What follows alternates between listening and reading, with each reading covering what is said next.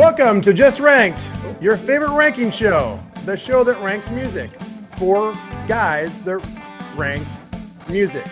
That's what we do. What we do, we pick our favorite topic of the week. This week is favorite Billboard 1980s songs of the Hot 140.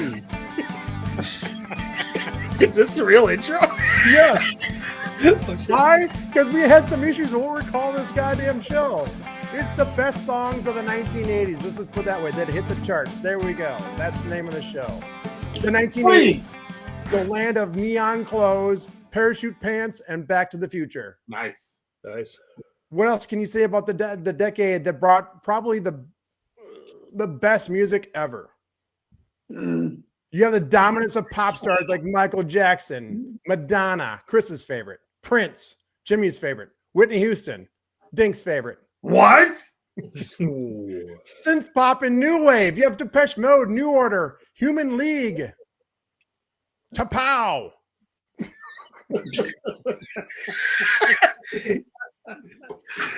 You've got hair metal and arena rock like Bon Jovi, Motley Crue, Poison, and Def Leppard. That was the 80s right there in a nutshell, people. The rise of MTV, where video literally killed the music star, the radio star. Music videos became essential promotional tools. Music was secondary. Videos almost became primary. Yep. Style and image became everything, just as important as the sound. Well, today we're here talked about the sound. Today's first victim is Dink. Dink, it's your show. It's my show? Chapow! Wow, heart and soul, baby. Okay. I'll give one of my lame disclaims. I see how I did rhyme that there. I see what you did there. I don't know why I do these, but whatever.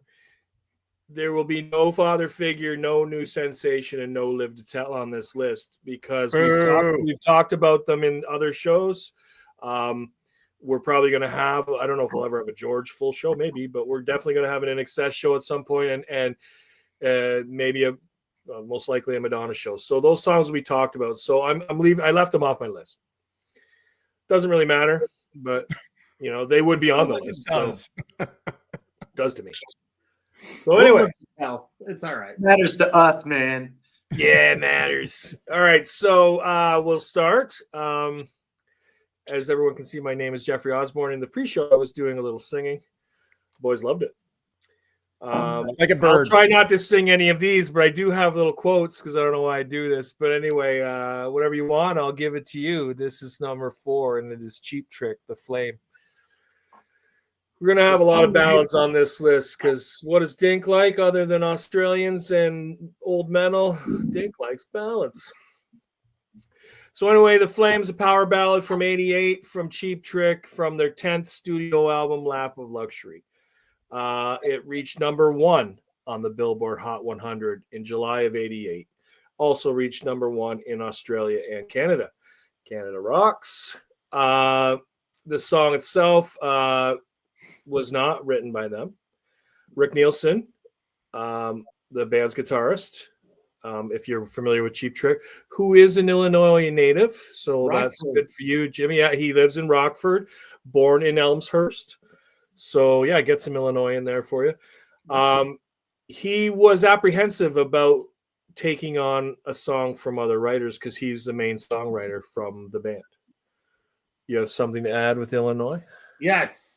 Good. They were not apprehensive. They fought tooth and nail. Okay, so maybe apprehensive wasn't strong enough. Yeah, it was not strong enough. They were pissed. They were forced to do it.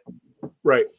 Yeah, it was the label that said it, right? You're taking on other songwriters. You're taking on another song. At least it was one song anyway, right? That song, right? And they had a choice between two songs. It was that song and Look Away, and they chose that song because they said it was the better of the. I will take that one. It's the better one of the two. And Look Away was given to Chicago, who went on to release it, and it was the top song of 1989. So, whatever.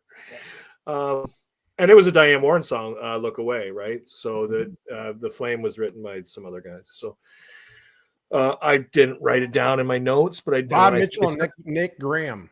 There you yeah, go. yeah, Graham and Mitchell, right? Is Yep. it Mitchell? Yep. Yeah. Anyway, yeah, the Flame, like I said, was 14 at the end of the year. Look Away was number 1, but that's really band versus band, I guess. I love Robin's voice. I think it's phenomenal, especially in this song. Love the lyrics. Love the song. Always have. It will always be one of my ones. It's kind of an ode to the lyrics. But yeah, that's it. Number 4. Nice pick. Say what you want. Shocked that you have a ballad.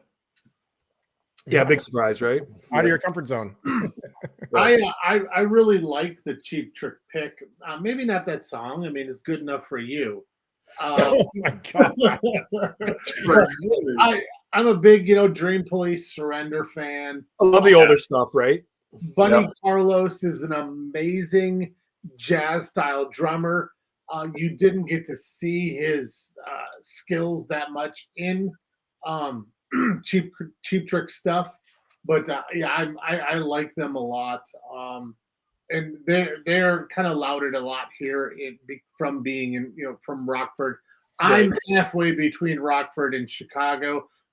Rockford's actually a little closer, so they talk about Cheap Trick a lot. In fact, they just opened up a Hard Rock hotel and casino in Rockford, and the marquee is Rick Nielsen's Checkerboard Explorer. Is it? Yeah, so it's really cool. We're talking about maybe going to see John Wade up there in September. Nice. So I mean I like the Cheap Trick pick. I'm glad you mentioned it. Yeah. No, and I'm with you on the early stuff, right? Like the Flame, I like it because I think I love ballads. But if I was to choose Cheap Trick stuff, it would be the earlier stuff, right?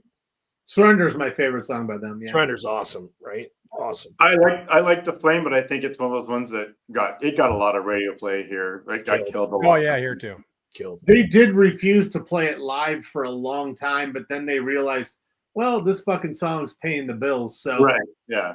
Right. And now, and when I saw them here, they opened, I think I mentioned in other shows, they opened for, it was them and Shaman's Harvest and Nickelback. Really? Yeah. That'd be a cool bill. Yeah, it was really cool. And Cheap Trick was in the middle, obviously there. But they closed with the Flame. So yeah, they know, right? And I think also too, you had all those 70s bands like them, Heart, even Bruce Springsteen that was kind of forced to do popular stuff. Resurgence, yeah. Right. Yeah. And even doing, like you're saying before, Cheap Trick with this song, doing songs that weren't for the first time written by them. I mean, Heart was for many years embarrassed of the Heart album that came out in 86. Yeah. Yeah, that album's 85, great. 85. Great. Yeah, it's a great album. It really is. But but even like I said, even Bruce Springsteen with like Tunnel of Love and stuff like that, were doing pop songs, Yeah. Totally. Well, that I was mean, and then you have Jefferson Starship or Jefferson Airplane became Starship, right? So Right. Yeah. But that was also a sign of the times, that whole, using writers, ghostwriters and whatnot. A lot of these 70s bands and whatnot, they weren't really progressing with the 80s. They were kind of trying to keep their old sound. They weren't Totally. Evolving, as we've talked about many times in the podcast. So the record companies were like, no, you're not evolving. You need to do this so we can get a hit and justify you recording this $100,000 album. Totally right. And they were probably, I said, what did I say in that one episode? We were smothered in Canadian content. Some of those rock bands were probably thinking they were smothered in new wave, right? And the labels are probably like, you got to keep up to all these other bands that are kicking out all this shit that's hitting the airwaves and everybody loves it, right? You can't come back with the same formula you did in 77. Nobody wants to hear it. They did, but the label, I think the label was wrong. But we did get some of this good shit that I like. So yeah, and looked across the board. You even hit Zeppelin. I mean, you had Robert Plant and his solo stuff, and you had Page with the Fix, and it's like, right. Yep. Well, I mean, to kind of go off what you're talking about, smothering content. The radio station said, "No, you're smothered in underwear."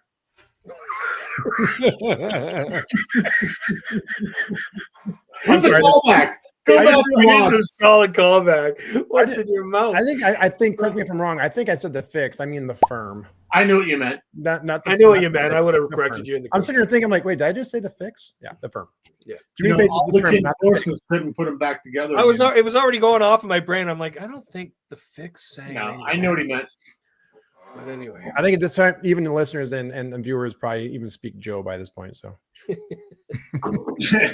he had other F words. All right, I will move on to number 3. Number 3 in my notes here starts out with a bunch of rambling, and it's That's what usually sounds like the rambling. same bullshit I bring up. It seems in every episode. So whatever, I'll just keep that going. It's my shtick now, I guess. It's kind of like it's rivaling Prince now for mentions, but it stinks top 20 songs of all time. So 19? I've long said in all these episodes that I got to 20. That is true. I got to 20, but Paradox, a callback that I mentioned in the Canadian episode, go back and watch it, is not on Spotify.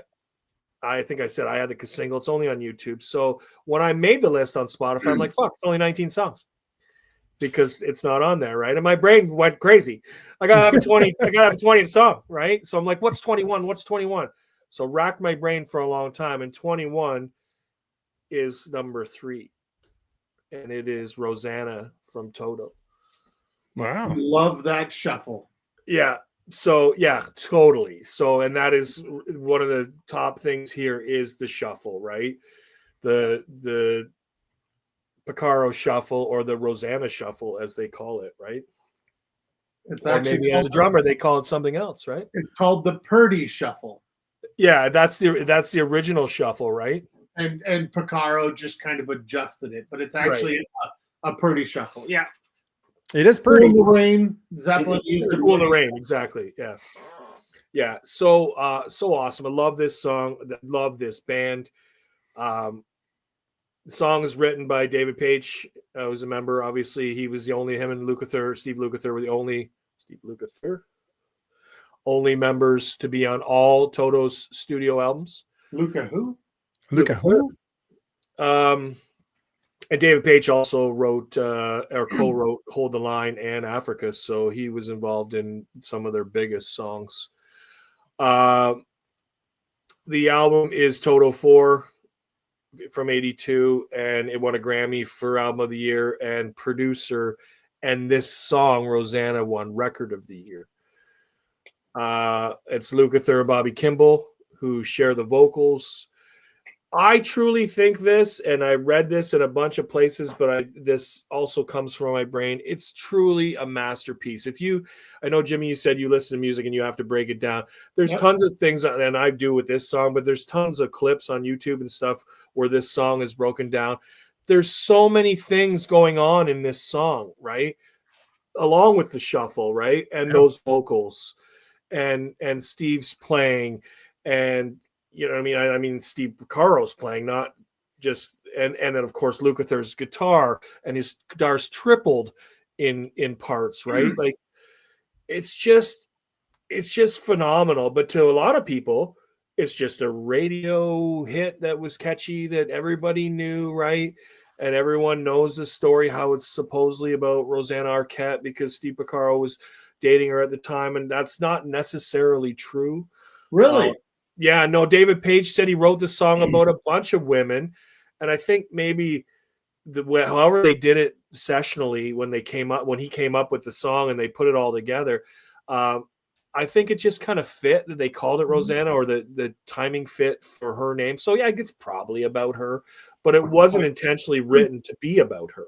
It's better than Susudio. Well, yeah, like true. I've never met anybody named Susudio. But the harmonizing with all those guys in the bridge is phenomenal. Like I said, Steve Lukather's, those guys are fucking geniuses anyway, right? Some critics have said it's easily one of the best 80s singles. So fitting that we're doing it for this show. And then I have a bunch of stuff that I kind of knew, and then I wrote down that I thought was cool that should be shared. And I've thrown some of these nuggets out at other people just when we're talking fun stuff or music. But the music video itself when they're in behind the fenced-in cage there. And there's a model walking around, and that model is Cynthia Rhodes, right? So Yep. Cynthia Rhodes, after this, and Patrick Swayze is a backup dancer, not credited in the video as well. Really? And Cynthia Rhodes and Patrick Swayze both went on to be in Dirty Dancing. I'm gonna have to go back and check that out. Yeah, and she was also in Staying. After this, she got the role in Staying Alive with Travolta, right? Cynthia Rhodes, if you don't know who she is, would later go on to marry Richard Marx and was married to him for 25 years. And she replaced Astral, whatever her name is, in Animotion, that did the Obsession and the really? WWF theme song there. Oh, Yeah, she replaced her, and they released one song, which was Room to Move. And that Room to Move song was a Climby Fisher. This is getting into a deep dive with 80s. Was a Climby Fisher cover. And Climby Fisher is Simon Climby and Rob Fisher, who was in Naked Eyes, right? With Always Up There to Remind Me. Yep. Anyway, I went down a rabbit hole, but I knew a lot of that shit because I think I might have even played Climby Fisher for you guys on one of our trivia calls. Yep. But anyway, back to the song. Mike Piccaro, the third brother, was in the video playing the bass. He's not actually in the recording. It's David Hungate before he left Toto. And he was an original Toto member. So that's kind of cool too. And of course, the three brothers are Joe's kids, and Joe did a bunch of stuff with friggin' Nancy Sinatra and the Monkees and Peggy Lee and Johnny Cash. But yeah. Anyway, to finalize before I let you guys talk about this, Rosanna reached number 2 on the Billboard Hot 100 for 5 consecutive weeks behind Don't You Want Me by Human League and Eye of the Tiger by Survivor. Never got to number 1 because those two songs are pretty fucking huge, right? Yeah, I think Eye of the Tiger's still on the charts. Still in Chris's tape deck. Right? You know that. I mean, I think I found that cassette when I was going through stuff at my dad's place. I bet you did. for those of you that don't know, contains traces of lead down there. Made a blank tape, mixtape, 90 minutes of Eye of the Tiger. So he could make his own little crazy world while driving. That's the little backstory there. Well, this was before I could drive. This was like bicycle riding. Well, okay, so he was riding ramps and jumping over the Snake River like Evel Knievel to Eye of the Tiger, 90-minute blank tape. So, sorry, carry on. It was actually literally listening to the backseat of the car and road. Can I get some batteries for my radio? I'm walking. Oh, shit. There's 7.5 minutes left of my tape. All right. But yeah, that's my pick. Rosanna, anything else to add? Like, it is It's awesome. a great song. I love Toto too. You know. Yeah, when people think of Toto, they you think said so much, man. I don't know. You told me more about that than I. Yeah, I ever know. know. Like, and I did a dive, but I also knew so much because I love this song. That's easily why it's number 21. Well, and I think we talked about a little bit about pre-show too. That well, maybe we didn't, that Toto, they were everywhere. Like they're on every album, right? Every pop album. They were, some of the biggest draws for studio musicians on all these albums, and coming up with big parts. I mean, Steve Lukather famously came up with the rhythm part for "Beat It," and among many other top 40 hits, right? But when you think of Toto, you think of this song, and you think of Africa, right? So, right. Which is, like I said, if you know now, you think of Thriller. Yeah. And it's weird too, because as prevalent and as prolific they were for other people, they didn't have that many hits because they were literally on thousands of albums and thousands of songs. Right. Well, Toto didn't have the hits, but Toto had the hits. Yeah. Yes. Right. Yeah. That's what I'm saying. Yeah. Lukather and David Foster, right? Foster, anyway. They wrote so many fucking songs. That's what I'm saying. Yeah. That just dominated the charts in the 80s, just hand over fist. More than probably, is Diana Warren? Probably more than her. And she's kind of considered the belle of the ball for the top 40.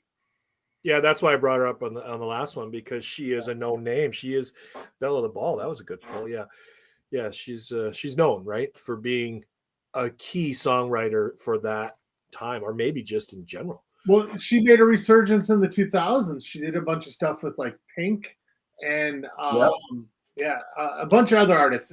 I can't remember off the top of my head. I don't have notes for this conversation. Yeah, that's wild to just be a songwriter, eh? Like I've always like, I don't know. You must have a musical brain. You're not just making poetry, right? You got to think of the way this has got to be put together to. It's words, melody. It's the music behind the melody. It's very complex. I mean, and how many times you see like you have a writer who writes a bunch of hits for everyone else, and then they try their career and it goes nowhere. Yeah. Or you have the very few like Richard Marx who wrote a bunch of hits for other people and then crossed over to being an artist, right? Robbie Neville was another one in the 80s that had Michael Bolton is one. And Michael Bolton, yeah.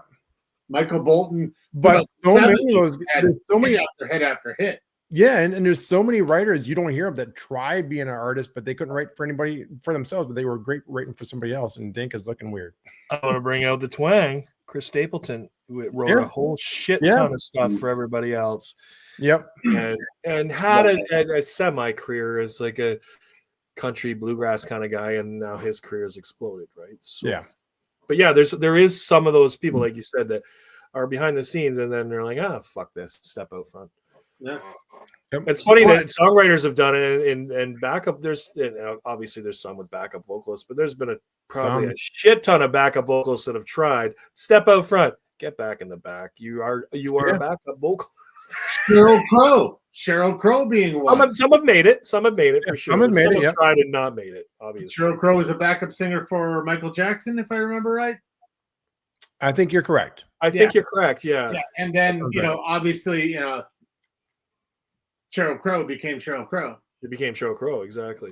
Yeah. She didn't become Lance Armstrong, so. Or Eric Clapton. She may have been the bicycle seat, though. She may have been his favorite mistake.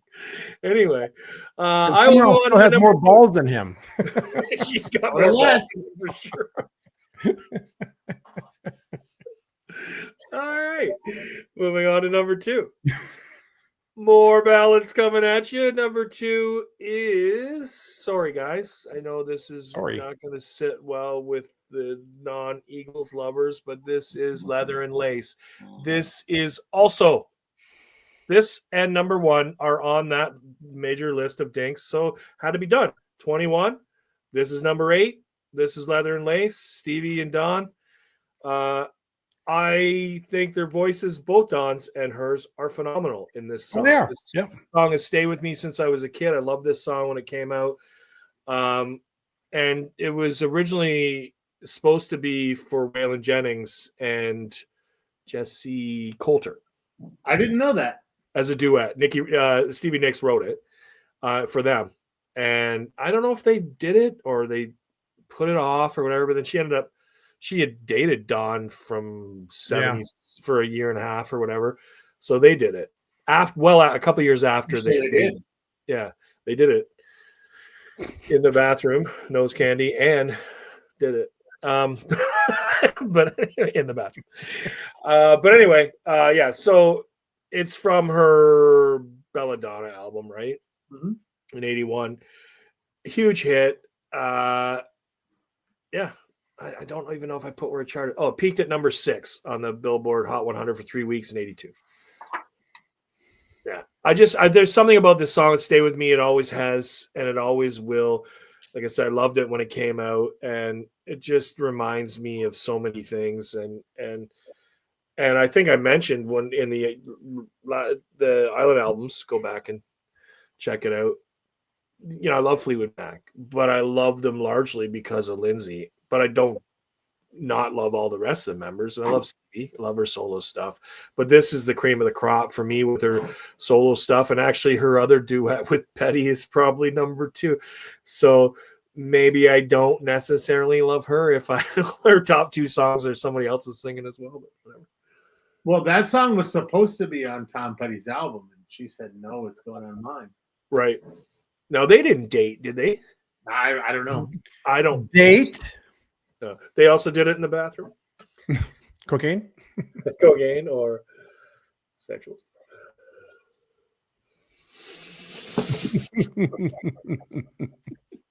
Sounded like Darth Vader drinking that. Anyway, anything to add on Leather and Lace, boys, or I'll move on? Solid song. Yeah, I mean, it's hard to go wrong with that song. And obviously, with the thousands of songs we had to choose between the 10 years we're talking about. Right. I mean, easily could have, you could just not gonna be a throw a stinker dart. here. The only problem with throwing a dart is you might get become a chameleon or something, right? You'd be like, fuck. Damn it. How'd you get a hold of my list? Sorry if you guys have. All right, I'll move on to number one then to speed things up. Number one is a callback band. It's fucking Toto again. Number one is I Won't Hold. It's not Africa. It's I Won't Hold You Back. I Won't Hold You Back is number four. It's Dink's fourth favorite song of all time. So it's clearly my favorite song from the 80s. I fucking love this song. I love Steve Lukather. And this is pure Steve Lukather, even though it's Toto. He wrote the song. He sings the song. He's got a really cool guitar, even though it's a mellow ballad with basically him singing and piano. There's some guitar play that's nice. It's about 35 seconds, like 3/4 of the way through the song. I wrote down exactly when it was. 35-second guitar solo at 3:18 mark of the song. Anyway, it's and an Eagles callback. There's backing vocals during the chorus by Timothy B. Schmidt. I can't tell you why I like Timothy B. Schmidt. See what I did there? But I do. As far as the Eagles go, and also a callback to our Yacht Rock show. He was mentioned during one of my questionable picks for Poco. Questionable. So it's all coming together here with callbacks and. Oh, there goes my keyboard again. Did I lose you guys? Nope. Still here. Anyway, it goes black. Kind of early to be getting handsy. I know. I'm moving my keyboard. This is getting ridiculous. Anyway, the song peaked at number 1 in both Canada and U.S. on the adult contemporary charts and number 10 on the U.S. Billboard charts. I just love the feel of the song, and I think I put it in my notes here. To quote Jimmy, it's just a beautiful song. Ravishing. Ravishing. And for course, I also like dance music, and so I would be remiss if I didn't say this. And for one of our followers, House Styles, who's a buddy of mine from Kitchener, this was sampled in Roger Sanchez's Another Chance, right, in 01. And so that was pretty cool. And of course, I like that style of music, so it was an easy house track to like, club track to like. Plus, I love this fucking ballad. So, of course, which doesn't necessarily mean you will, because some people might be like, oh, God, don't take a good song and ruin it and put it in a dance song. But I loved it. Anyway, it's my number 1. It's number 4 all time. It's my number 1 here, easily. Wow. Toto, Overload, 2 Totos. Have we hit all of your top 20s? We have not hit, as Jimmy would say, we have not hit number 19. Wow. And is this the first time we've not hit number 19 or number 17? And number 19 is a 90s song, and number 17 is in the last 15, 20 years. No, it's like 05. I don't think we'll ever get 17 if we do it, unless we do that year. Same with the other one. It's like 97, 98-ish. If we do that year, that song will be on it, obviously. But in fact, it might be time for Joe, when you do edit this show, to just list the songs, because then we can stop talking about them, because they're not going to come up again, right? So it's kind of fun. Or maybe they will. Maybe they will. Is this the first time you've ever had the same artist for more than one pick in a top 4? Possibly. It's not really my thing, right? Yeah, I think it is. I couldn't not. But yeah, it's not normally my thing. I like to be all over the place. It's kind of struck me because I'm 99% sure this is the first time you had the same artist for more than one. 99. It's Africa. Just kidding. Turned into Joe. Nice. 99. Wouldn't that have been Hydra. No, if we're not going to talk about my number 1, so we can speed it up, I'll go right into my honorable mention. And I do only have one. Although I have a couple of Lucy's that I kind of want to slide in there that I'm not going to say anything about. And one is, and I don't think anyone will have them. So one is Steve Winwood, Higher Love. And actually, I'm not even gonna say the other one. I'll say it at the end of the show because somebody might have it. So I'll leave it out. But anyway, my main is a ballad again, and so my honorable mention is Bonnie Tyler, "Total Eclipse of the Heart." Wow. I Wow. fucking love this song. Like, this song is iconic. How could you not like this song? Everybody's heard this song 7 billion times, right? I don't know.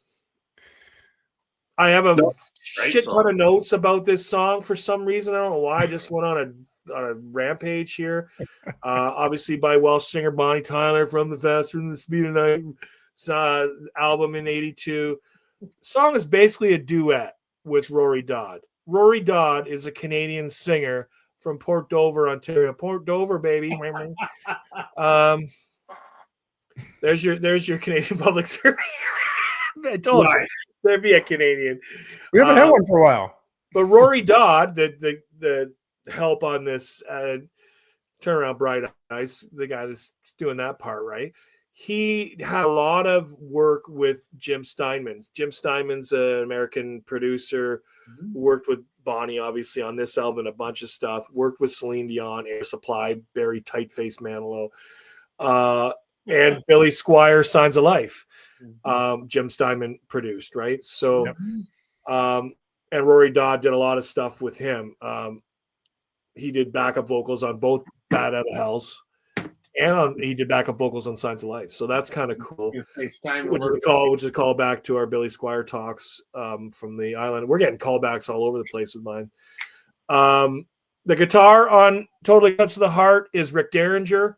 No, I did not know that. Yeah, Rick Derringer, obviously from his work with Edgar Winter and his solo stuff, Rock and Roll Hoochie Coo, and of course his Hulk Hogan, I'm a Real American. Real American. Right.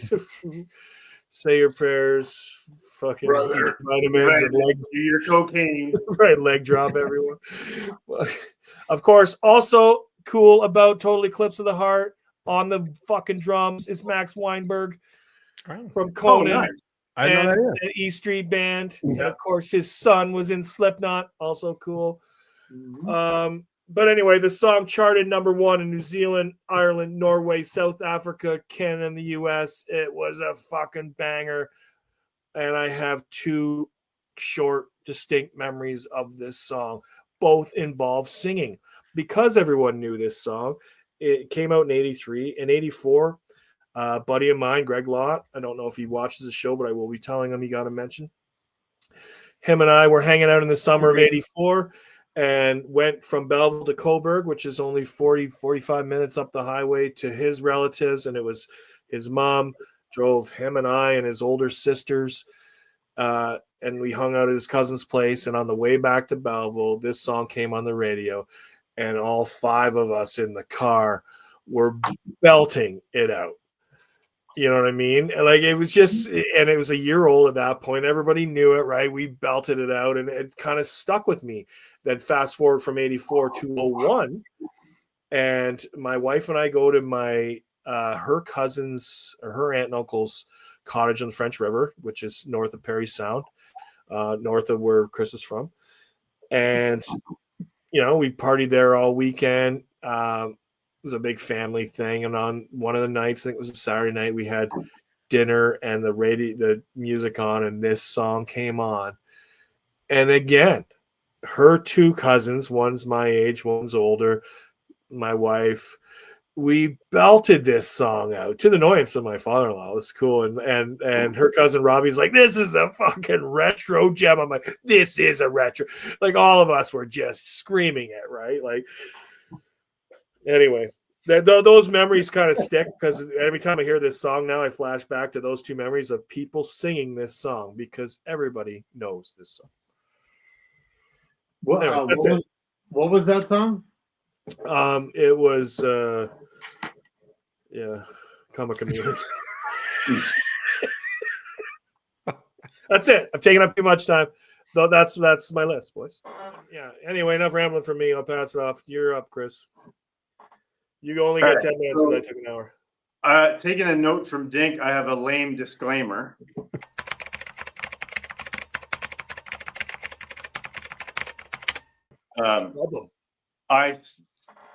stayed away from any Depeche Mode because I feel I've been putting them on far too much. Not far too much, but I could put them on here again, but I've talked about them so much that I kind of stayed away from that.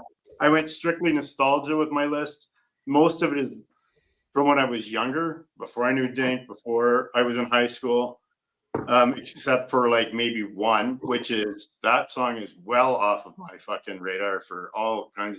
I listened to this one song by this artist and I don't listen to anything else by them. So saying that, I'll go right into my number 4, which is the artist that I only listen to this song and I don't listen to any other stuff by him. And it is Wishing Well by Terrence Trent D'Arby. Oh, wow. dude. Now you're speaking Joe. Yeah, I figured. And I'm sorry, but I tried to pronounce what his name is now. Yeah. Send I was going to put it as my actual name on the show. That's hilarious. That would have been cool. Yeah. Right. I didn't even think of that. I should have done that. But I couldn't say it either. So Yeah, I forget all the time too. And when he says it, it sounds like, oh, that's how you say it. It sounds easy. Yeah, I always forget. Right. no, it's Pat Stevens. So there's something with this song. It's like, so Dink, you had this song in Yacht Rock. You said every once in a while, every month, it gets stuck in your head and you sing it. I can't remember what it was or something like that. I think it was Yacht Rock. Yeah. Yeah, that's it. Yeah. So I get caught whistling that at work, and everyone's like, every 6 months, somebody will go, "Is that fucking Wishing Well?" I'm like, yeah, actually it is. And I like that person a little bit more now because they Yeah. But once a month or once every couple of weeks, I'll be humming it or I'll sing it to myself if I'm in the car, or like somebody will say Wishing Well, or it'll be a reference somewhere in a show, or we're on vacation, you'll see a Wishing Well, and I'll fucking sing it. I'll whistle it. It's in my head. That's awesome. I love that song. I love his voice in it. It's kind of raspy. I don't know. And it's not something I usually listen to, not that type of music. Well, that guy is probably the most in need of a sandwich for anyone I've ever met in my life. He is the skinniest human ever. I don't know what he's like now, whatever his name is. Right on, bless you. But that was a skinny dude. He was a thin dude, right? Broadest shoulders. You've never apparently sat 10 feet from Prince, have you? Because that motherfucker was fucking skinny. Tiny though, Skinny. right? So Wishing Well spent 17 weeks on the top 100 before it hit number 1, which was the longest that number 1 had been on before it hit number 1 since the Eurythmics' Sweet Dreams. Wow. In 83. It had to work for it. Wow. Nice. Yeah. And it was May of 88 that it hit number 1. Yeah. And he had a little bit of controversy too, where he said that album in an interview was bigger than Sgt. Pepper's Lonely Hearts Club. Yeah. And then that got leaked to the media in the US and they tried to play it down, but I think that kind of hindered his career at that point. Big time. Right. Oh, didn't he say he was going to be bigger than Michael or bigger than Prince too? Like, He's talking about bigger than Michael and bigger than Michael and Prince combined or something like that. Yeah. Mm-hmm. Yeah. Because the funny thing is everyone compared him to Michael and Prince. Yeah. Well, he was probably a good soft mix of the He was. right.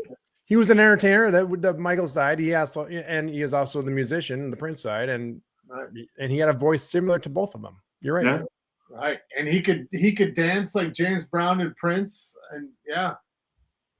I mean, I don't know if he can moonwalk, the bouncing down into the splits was, obviously a big James Brown thing, and Prince as well. Yep. Yeah, iconic video. Do you guys remember his announcement when he changed his name? No. So he on October 4th, 2001, saying Terrence Trent D'Arby was dead. I watched him suffering, and he died a noble death. After intense pain, I meditated for a new spirit and a new will and a new identity.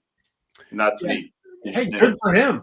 And 2 things. Number 1, he got the idea from another guy who changed his Prince to an unpronounceable symbol. And number 2, he did it for the same reason, to get out of his contract with Sony.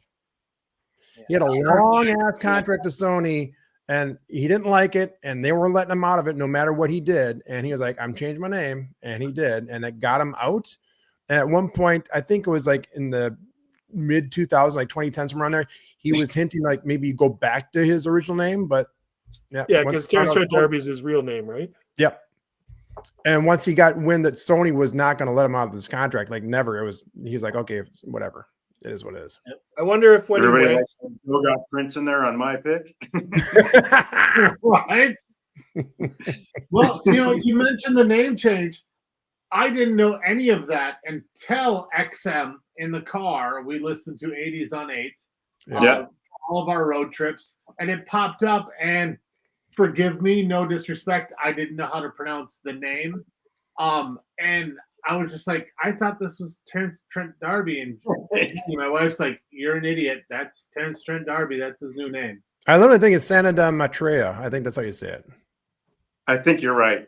yeah, something like that. I wonder if when he went to actually get it like legally changed, if they said sign your name.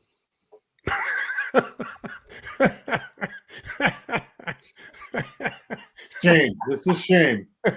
Shame. And he said here or across my heart? Where do you want me to sign? So he has a hat. I can't say hat, but he has a really powerful voice. He does. And that's like the first thing, obviously, that the keyboard that grabs you because it's so like hypnotic. It makes you want to keep doing that. And then you have the I don't know the words, so I apologize. It's Sounded just like that though. It sounded like me in the pre-show. I don't think I was doing that. Do it again. What did you say to me? What was that? Can you do that again? Right? Ding, ding, ding, ding, ding, ding, ding. I would say this, and I won't take your time away, sorry, but if you like that album or that song, I would go to his third album with Symphony or Damn. And he had one minor hit called From Delicate. It was a duet with Desiree. Oh, nice. But that's a great album. It's so eclectic and it showcases like his melody, it showcases musicianship, everything. It's great. Great pick. Gotta be. Thanks. All right. So that was number 4. Number 3 is I love this band. This song wasn't a huge hit. It wasn't even originally released in North America. It was originally just a UK release on Rio, and it's Save a Prayer by Duran Duran. Love this song. Wow. It's a great song. I absolutely love this song. Great song. I played Arena to death, the cassette. I wore out the tape. I think I broke the tape from rewinding to listen to the song so much. Fucking released in 82. I think it hit 16. It was spent 21 weeks in the top 100. But it was originally released on Rio in 82 in the UK. And it wasn't released it was released on the album Arena in the US in 85. Reached 86 in the top 100, number 2 in Ireland, number 17 in Canada. Chance meeting about 2 people. LeBon said it described the lyrics as realistic and not romantic. It's about a one-night stand. But I love the song. I love his voice. I really like Duran Duran. They were really big for me when I was in school, like grade 5 to grade 8. Yeah. The Reflex was massive. I love that. Unknown, the Union of the Snake. I love them. Yeah. So big hits. But I was a big Duran Duran guy, and I just absolutely love this song. This is probably my favorite Duran Duran song. Nice pick. With that song, it's another one of those. Yeah. It plays over and over in your loop, in your head. And I was in a band when I first moved to Illinois called Two Cell, and I was always trying to get this guitar player to rework this into a metal version, and he just couldn't see it. And the harmony in that, and there's so many cool keyboards where you could have 2 guitars, and that doom. Oh, I really like the Eagles of Death Metal cover. It's really good. Oh yeah, I haven't heard that. Oh, it's good. It's good. So good, man. You got to check that out. Yeah.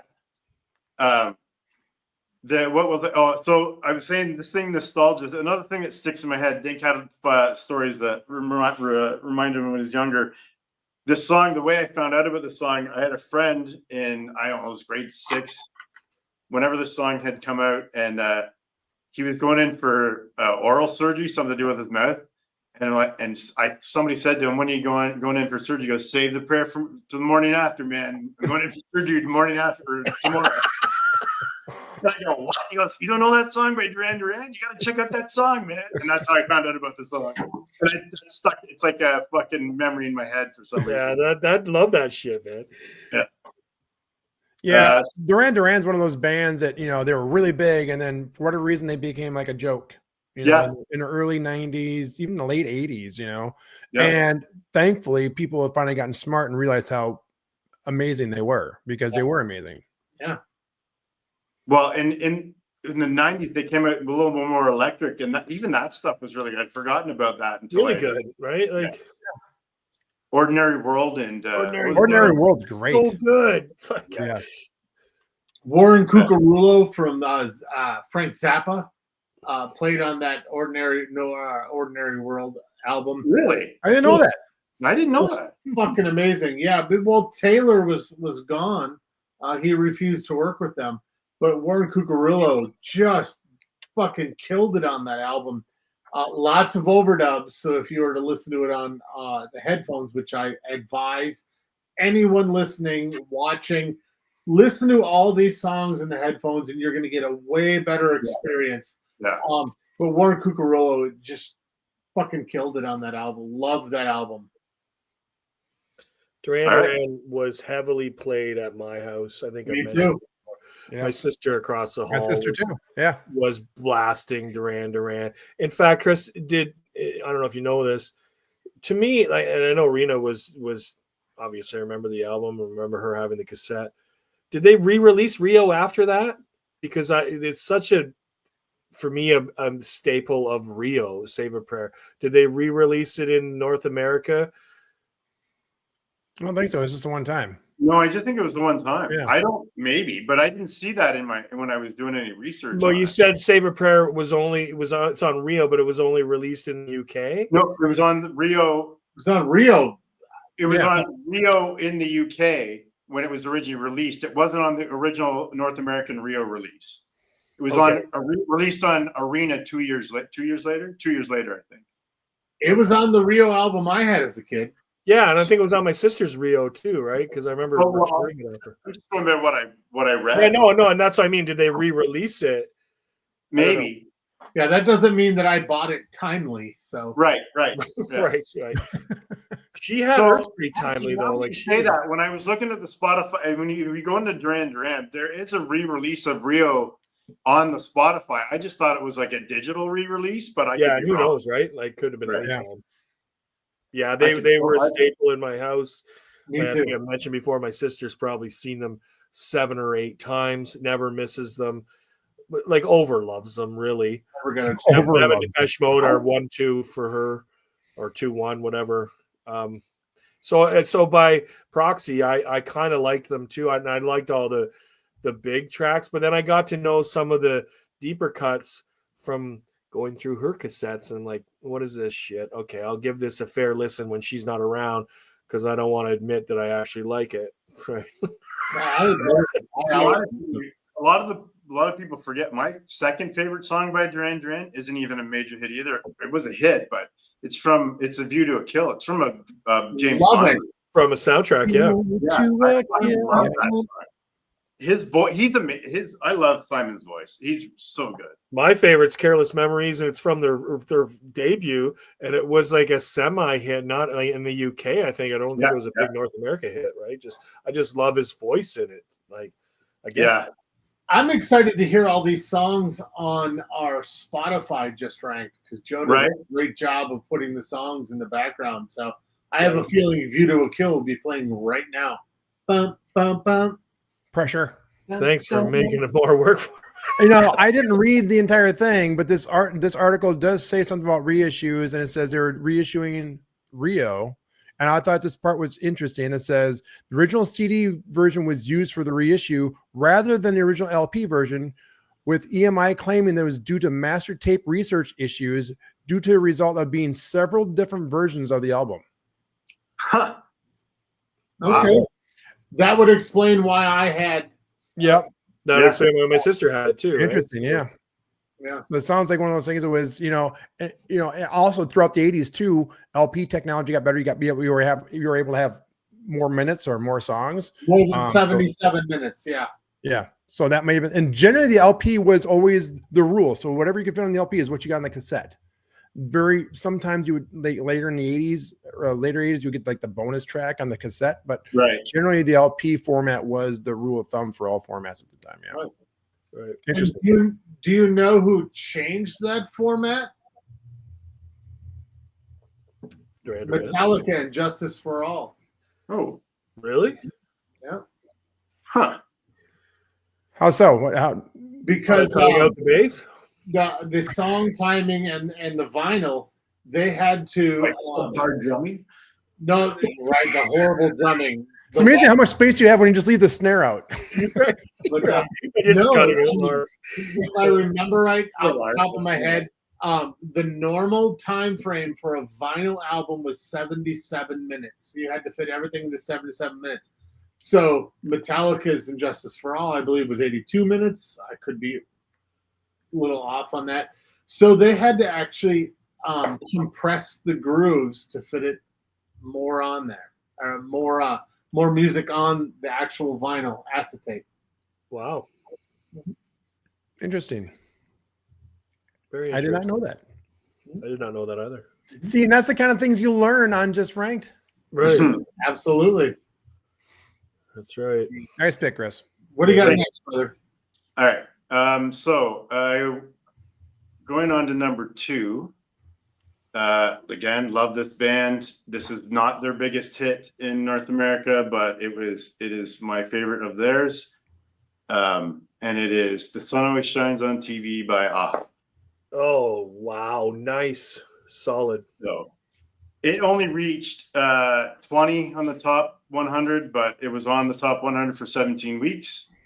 But it did, obviously in their home country, it hit number 1 of Norway. Okay. I have ignorance. It was top 5 in Germany, Sweden, Netherlands, home country of Norway, 1986. Love this song. I remember going to clubs in the 90s and it playing on retro night. That's how old I am, and fucking loving it there. Some of the research I found, it surprised me a little bit that U2, Bono has stated that "The Sun Always Shines on TV" was heavily influenced the composition of the single "Beautiful Day." Wow. One of which my I favorite didn't YouTube know, and I songs. found interesting. It also was top 5 in U.S. dance. So it was number 5 U.S. dance, 6 U.S. club, UK singles number 1, Sweden 2, Canada 11, and then Quebec ADISQ, which I don't know what that is. It got number 8, which is a different ranking system in Canada apparently at some point. I mean, they're French. Yeah. Quebec does everything different. It's Let's be some honest. sort of French dance, I'd say. Also, the video was nominated for Best Art Direction at MTV 86 Video Awards and Cinematography and Editing, because the video is pretty cool and it was pretty groundbreaking at the time. What Right. year Well, their was it? videos are good, right? Like, well, Take On Me video is amazing, right? Yeah. Well, this video is pretty And cool. Take On Me is a great song too, and I love it. And Hunting High and Low, the album, the album track, or the album, brain cramp here, the song from the album, named after the album. The title track, Jesus Christ. I couldn't think of title track. Oh my God. Good thing it's not my turn. It's a great video too, right? Where it's just like more like scenery, snow, whales, polar bears, all that shit. What shit? But yeah, like, so they're known for their videos, but that song, Chris. Well, and they influenced so many people. They also, the creators of Sunny in Philadelphia, stated that the show is indirect reference to the song. Always Sunny on TV was basically right. Touch Why they got me. it. How can it be? It's so like, and their stuff now holds up. The acoustic versions of their stuff now. The acoustic version of "Take on Me" can make me cry. Yeah, dude. Yeah, It's pretty so cool. good, right? Like, Long emotional state. Oh Yeah. my god. Right? There's. I don't know if you guys know the game The Last of Us 2, but one of the characters sings that in a very slow, very haunting manner, and it's the actress actually singing, not a singer. And again, not a perfect voice, but adds to the hauntingness and the loneliness of the song. I'll be coming for you, okay? Take on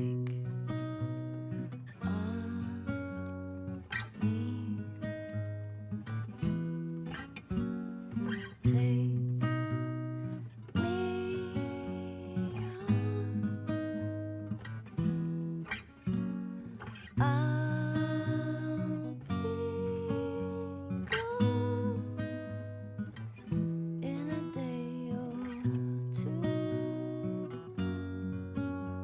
It right. just shows how good some of those pop songs are once you strip some of the pop stuff parts away that don't They hold can up. be good in any format. Yeah. Well, you know, when we were talking about songwriters, you know the guy that wrote SOS for Rihanna? You know the story about that? The lyrics in SOS Are all are Oh, 80 album song. like, Lyrics. take on me. I just died in your arms tonight. I'm Oh, not with you by Modern Age. They're all like lyrics Right. in the song, and it's an Yep. ode to those bands in that time, right? That's how Exactly. big influence these bands are. At whatever that guy's name is, I forget the guy's name. I forget his name too. Evan Bogart, Evan Kid Bogart. That's what it is. Thank you, Wikipedia. I thought it was Bjorn Svensson. I thought it was. Sin. I thought it Nice was pick. Richard Fitzwell. Yes. So that was number 2. Number 1. What are you laughing at now? What did I do? I'm laughing at myself, but go ahead. I killed I'm not laughing at your picks. I'm loving your picks. Shout, Tears for Fears, number 1. Ah, I knew someone would have this song. Gotta have a Tears for Fears, right? I come thought on, Joe would man. have it. Tears God for damn. I Good wore out fucking the song. cassette, and I still have it. It was in the picture I sent you guys when I was going through the cassettes at my dad's place. That fucking Songs from the Big Chair was on there. Anyways, gold in the U.S. Gold in the U.S. in digital sales, so 500,000 and 500,000. Gold in the U.K., platinum in Canada, 100,000. Number 1 for 3 weeks total on the charts for 19. But just this fucking song is amazing. This band is amazing. Yes, The harmonizing, the lyrics, their voices, the synthesizer with the guitar. I love it all. That I entire can't album. say anything, but absolutely, I agree. Let it all out, man. Yeah. Nobody had a big boner like that for Toto, so Tears for Fears pretty popular. I'm telling you, man. Again, I think it's one of those bands too that they've never been dogged on, but the work of Roland and Kurt has really aged very well. And Same is thing with the almost acoustic timeless, shit. man. Songs from a Big Chair, man. That album is, for pop music wise, is up there with the likes of Led Zeppelin And- 4 and stuff like that. It's that big of a deal for pop Let's music. not get carried And away. all those covers, there's a lot of covers. There's heavy metal covers, hard rock covers, Yeah. and shit. Like fucking awesome. Anyways, I don't have a lot more to say about it because I don't know. The production value of that album is fucking stellar. Such a full sound. And they have overdubs. And for you listeners, watchers, an overdub is they go in and they record the stuff. And when they're done recording it, they go back and put more recordings onto it. That's what an overdub is. They did it with minimal overdubs. So they went in and they contained this big sound within them. And they produced such a beautiful full sound on this whole album is engineered so well, so strong. It's a powerful album. I mean, sonically, it's a really powerful album. If you like to break down music like myself, this is a great album to listen to because you can hear little teeny bits of stuff here and there. It's a beautiful album. This is a great pick. I kind of thought Joe was going to have it. We won't know until later, but I kind of thought Joe was going to have this on there. Yeah, Chris Hughes really knocked it out of the park with the production on this album because he was a producer on this album, and it's just, again, like parodying what you said, just sonically, it's an album you can listen to with the headphones on over and over again because every now and then you learn something new you didn't quite hear before, Yeah. And there's something about those two voices, like even their newer stuff is good, Yeah. right? Their voice, like you said, their voices have held up, stripped down, or when they're making new music. But but if you go back to that old stuff, there's just something about just the way that those voices sound together, or separately, or when they're both like it's just awesome. Well, yeah, when Tears for Fears was just one, it was a little bit different. So together they're like Simon and Garfunkel. They're made to be together. Their voices sound perfect. So is it Tear for Fear? Tear for Great if he just named it Tear for Fear. Tear for Fear. Here. And the name of the album is just S.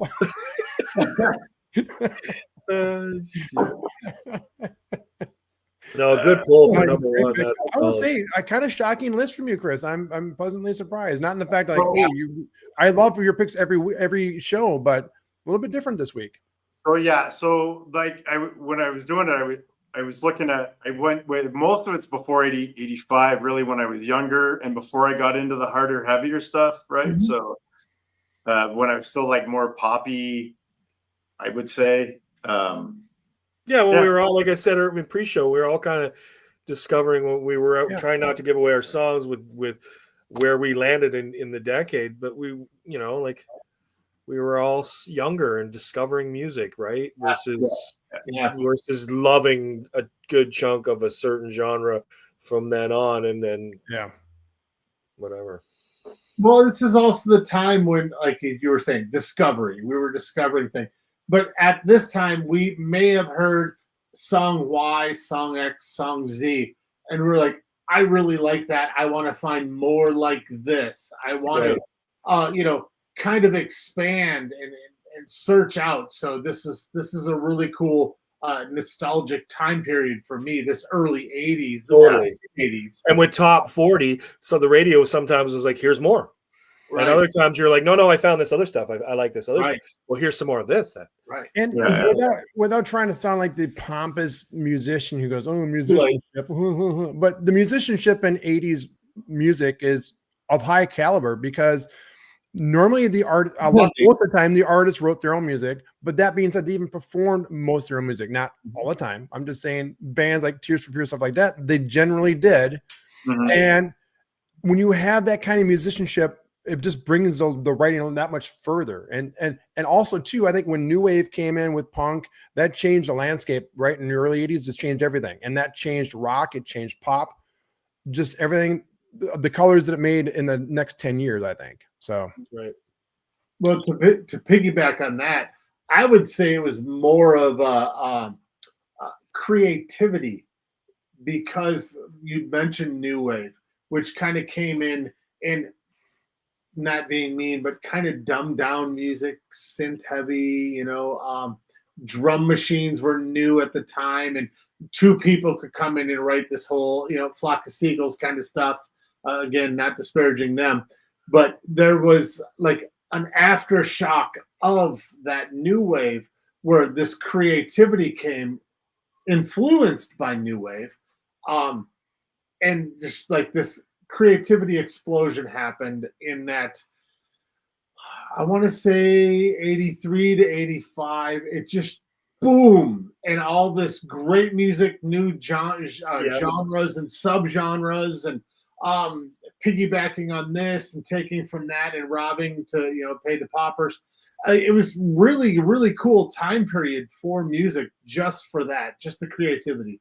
well, there's a lot of new genres being created because at some point someone goes, I don't know what do you call this? I don't know, it's alternative. And so everything, just a big chunk of music just became alternative. Right. And remember when 90s alternative came out? I was like, no, we already had alternative. Wasn't that like New Order and Right. and Erasure and All right, hey, we robbed him. Finish your list, brother. no, great list so far. Liz, what do you got for HM? So I don't have any notes for my HM, but I could give you a fucking ton of them. I'll cap it at 2. I have Overkill by Men at Work, Nice. or more likely the Colin Hay version because I like that one better. yeah, But again, I acoustic. love Yeah. Cargo. I played that cassette a lot. Again, road trips sewn into my Walkman in the backseat of the car. Overkill and You couldn't get to sleep, of course. yeah, it's a mistake too. I love that. I like Yeah. their I think first about album. the I loved complication. too, but, and then The Outfield, Your Love. Oh yeah. I wanted that on mine too. Fuck. I really did love the Play Deep album. Love it. Yeah, Oh, so good, right? Yep, I had that album. And that song actually has gotten a little bit killed over the last decade with everybody's using it in I commercials. still like it. That's I one of still those- like it. I Too, like right? it. I still Me like too. it too. Yep. So yeah, that's my list. That's what we'll mention, and I forget who goes next. Jimmy. Who's next? Sorry, Jimbo. With the first two co-hosts picks, most of them, as soon as they said them, except for the Aha song, I'm unfamiliar with it. I was singing these songs, the Picaro Shuffle. I was playing the drum beat in my head, so that's so cool. Right. So I mean, we've all taken a different approach to this. Mine is pretty simple. I could have gone with Edie Brickell and gone with What I Am, which hit number 7, but I'm not going to. Good song. Great album. Could have gone Phil Collins, In the Air Tonight, hit number 19, stayed there for, I think it was 17 weeks. Don't take that at face value. No. Go. Could have gone with Men at Work, right there. Could have gone 3 along with that. songs. It's a Mistake, number 35, 6 weeks. Overkill, 21, 10 weeks. Down Under, number 1 for 12 weeks. Did Fight with Michael Jackson and the Police for the number 1 spot. Also Lionel Richie. I didn't go that way. Duran Duran could have gone that. Union of the Snake, number 3 for 11 weeks. New Moon on Monday, number 9 for 8 weeks. So good. The Reflex, number 1, stayed at number 1 for 4 weeks. Stayed on the charts for 14 weeks. Didn't go that way. Heartthrob, Rick Springfield. Could have gone Jesse's Girl. Number 21, I thought it would have been higher from memory, but no. And I'm going to go with my list. That's not my list. You were due for one of those, yes. You know, to me, the number 1 80s top 40 song would be Billie Jean, the greatest top 40 song ever. I'm not going that direction today. I love that song. We may or may not have a Michael Jackson list coming your way soon. I'm going to start with number 4. This is one of my greatest songs. It's actually one of the reasons I started noodling with the guitar and bought a guitar for this. It's Fleetwood Mac. This is the newest song on my list, and it's Big Love. Good song. This is my favorite Fleetwood Mac song. There's some really cool stuff to this. We talked about previous shows. Go back and listen to the Travis Pick style of playing with your fingers, flamenco style, if you will. This song hit number 5 on the Billboard Top 100. Stayed there for quite a while. It was the first single from Tango in the Night. Originally, it was going to be part of Lindsay's Buckingham project on his own.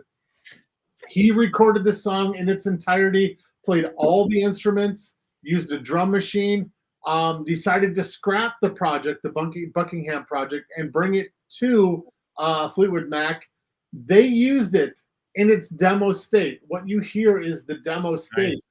The oohs and the ahs, that ooh, ah, it's not Stevie Nicks, that's Lindsey Buckingham modulating his voice to sound like a woman.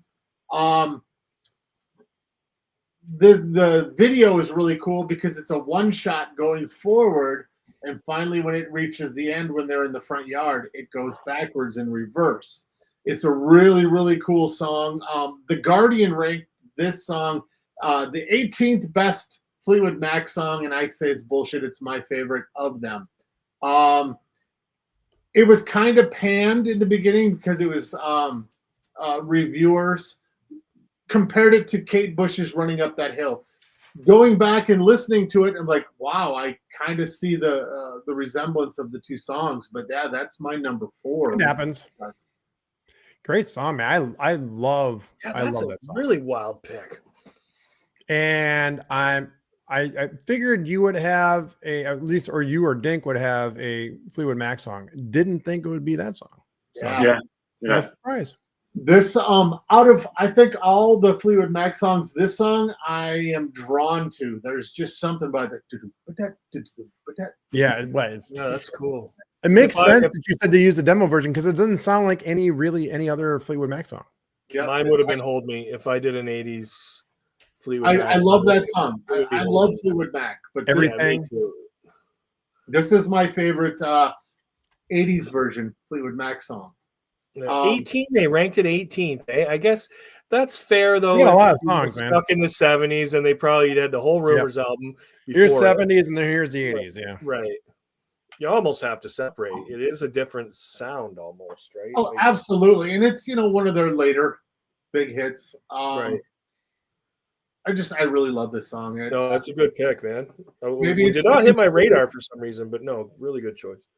Maybe it's the contrarian in me, but I really like this song. Number 3 has a lot of really cool stuff. I didn't tell you when I was doing this, there was so many fucking songs that I wanted to go with. Yeah, it was hard. man. It was really hard to do. I started fighting myself, so I pulled the top 32 and I did a March Madness bracket. Yeah, you were saying that in the group. Yeah, chat. yeah. I went through and I had to listen to both songs against each other. That one moved forward. That one moved forward. I got down to the final 4, and it wasn't the 4 songs that I wanted, so I threw the bracket away. The bracket was flawed. Right. It's an exercise. I don't like this at all. What have I done? A lot of people in Las Vegas probably said that before. So, But it was really fun to do it that way. And some of the songs that I thought that would be there ended up not being there, and it was fun. This was a really fun one to do. I mean, it was hard, but we've had harder lists for me to do.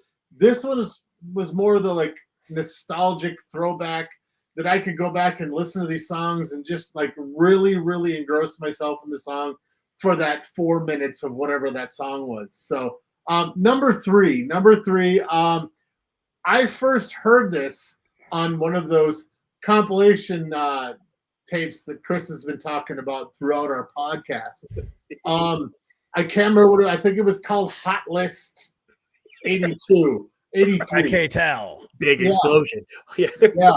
And this song was written by Steve Lukather and David Foster What? and Fee Waybill. Wow. So this is She's a Beauty, One in a Million Girl, The Tubes. Wow. Wow. Nice. Yeah. Wow. Yeah, I adore this song so much, and I've always loved it. And if it's on, I actually turn it up, and I will keep going. And when it's done, I'll go back and listen to it in its entirety. The song was inspired by an San Francisco experience Fee Waybill had as a younger man in a red light district. There was prostitutes in a window, and there was a sign that said pay a dollar, talk to a naked girl. So according to him, he had never done it before. He went in, he paid his dollar, the little sheet dropped down, and he was mesmerized with the beauty of this woman, and he was trying to talk to her as like a non-paying perv, saying, "You're so beautiful. You should be a model. You should be a dancer." And she ignored him, and she said, "Well, give me the dollar, and I will show you my gift." So I thought that was pretty cool. Ends that. Fee Waybill is an interesting dude. He's written a lot of songs outside of the Tubes. In the 80s, there were a lot of music snobs, and a lot of people went to the Tubes for some reason. They were like, this is what music is about. He's worked with Toto. He's written songs with Dick Marks. He's also been an actor. He was a character in the movie Xanadu, and he was in Bill and Ted's Excellent Adventure as one of the 3 most important people in the world. That tracks. There's something cool about this movie, this song, the way it flows, the drums in it. I mean, none of it's like earth shattering, but there's just a cool flow to it, and it made me feel really welcome. And I embraced the song, and I have my whole life. That's my number 3, guys. Surprising. Great. That's awesome. Love it. Cool. All right, and I'm so happy that you got it, and I'm so happy I didn't say it because I would have stepped on your toes because it was number 5 for me, and I knocked it out for Bonnie Tyler. So it was with Steve Wynn what I wanted to say, and I'm like, no, I'm not going to say it because I had a feeling because we've talked about this song or on a show or in a group chat that I knew you liked it. I was like, no, I'm not going to say it because hopefully he's got it, but I'm saying at the end of the show, fucking with you, man. I love this song. I had it also on a. I'm getting excited here. I also had it on a Polytel thing. It was called Star Tracks, and it had Taco Star putting on the Trek. wrist, gets it in. There was like a shooting star across it. Yeah. Was that the one you had? Yep. With it had Every Breath You Take, putting on the Hall wrist. Notes. Hall & Oates, always something there to remind me. This, it had The Other Guy by Little River Band, and that had a bunch of great tracks. Yeah. Oh, I love this song was the so album. much, man. I had it on vinyl. I'm so happy you got it because I was so upset. I'm like, oh, I gotta have this song. Like when I think of the 80s, I think of this song, right? Yeah, this is 80s. This is premier 80s for me. Yeah, me too. Dink is very aroused. Very aroused, right? And the video? He You woke know, up. The video? Do you have any notes about the video? Wow, I felt it. Yeah. Do you have any notes about the video? I do not. Okay, so the video is a circusy kind of thing. There is a little bit of play on the I do have peeking notes. in the Carry window. on. Yeah, The and beat show. the kid in the video Mhm. is one of the Arquettes. Okay, now deceased, but it's the Arquette that transitioned. It's the Yes. Arquette that's the singer and wedding singer and Yep, Bill right. and Yep. you know what I mean. So Yeah. that's kind of cool too, right? Well, with the video, when it came to making the video for the song, he wanted to take this whole prostitute thing. And they said, no, we can't do that. He goes, okay, let's do it this. They said, no. He goes, how about a carnival barker? Carnival, that's what I meant. I said circus, but I meant carnival. Yeah. So he's the carnival barker. Right. Yeah.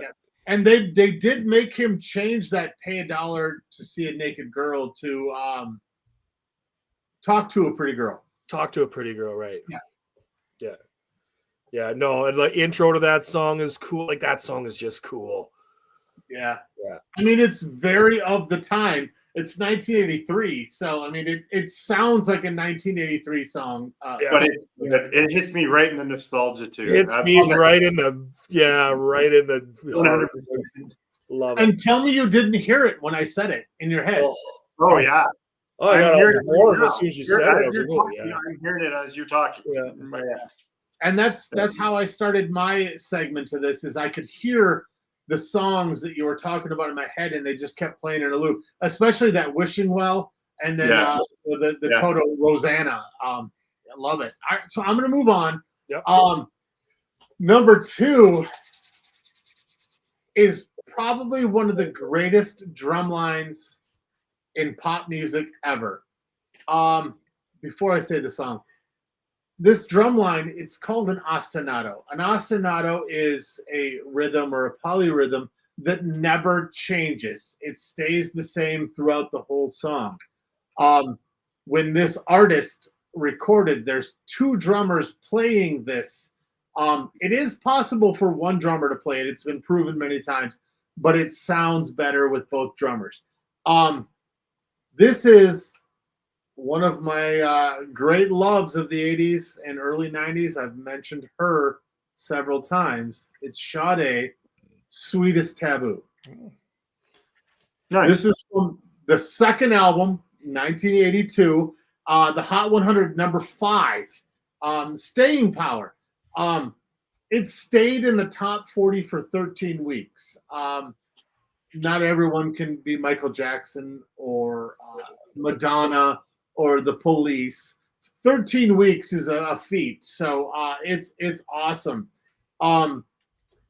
She describes the name of the song as intoxicating and forbidden nature of a relationship, or the height of sexual pleasure.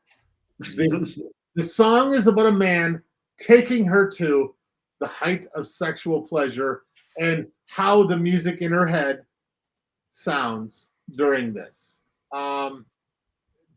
It's a beautiful song. She's got an intoxicating voice. Yeah, she does. Yes.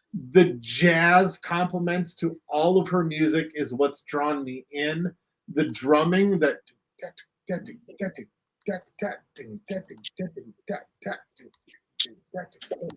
plays throughout the whole song, and then there's that with the muted strings of guitar. It's an intoxicating song, and this is the song that brought me into Sade life. Yeah, you guys.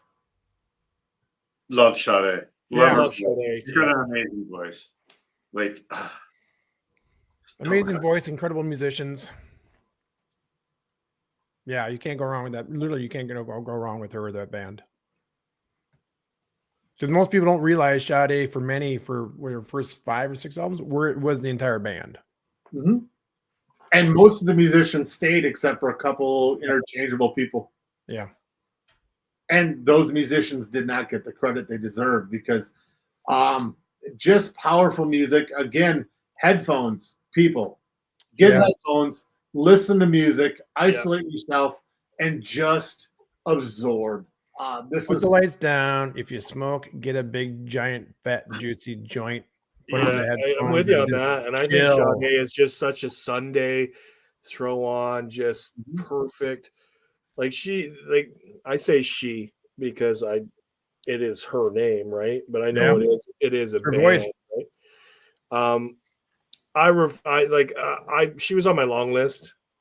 I love Paradise, and it's from the Like Paradise. Stronger. That's my number one song from her. That's on the Stronger Than Pride album. So that was late 80s. It was on my long list, but she didn't make the cut. But I totally respect having her on a list. She's fucking awesome. She created a genre of music called Quiet Storm. It lasted for a short time period, but a lot of people just totally flocked to this kind of field jazz flamenco style of music. It was short lived, but she created that genre or subgenre of Quiet Storm. Not art rock. Not Tool, Perfect Circle, Voivod, art rock. Not alternative jazz. art rock. Fuck you. Right. So yeah, I'm gonna move on to my number one. I talk about this person quite a bit. Is it me? It's me, isn't it? It is not you. Oh. It's Michael J. Fox. Ooh. Yep, and it's his version of Shaken. Sorry, bad joke. No, it is. You're going to That's hell. funny though. We laugh here. Fuck it. It is one of my favorite artists of all time. It's Marvin Gaye. You mentioned him a couple times. From 1982. It is Sexual Healing. This is Surprised me actually. probably one of the coolest songs.